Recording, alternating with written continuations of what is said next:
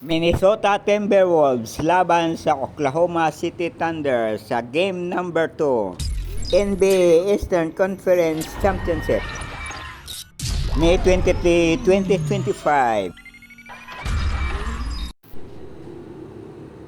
Ang jumbo line napunta kay Edwards.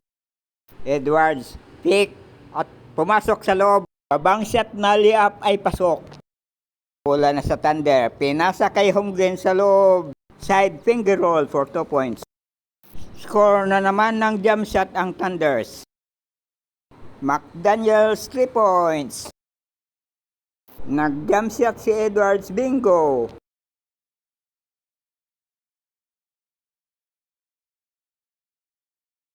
Si Holmgren na naman sa ilalim.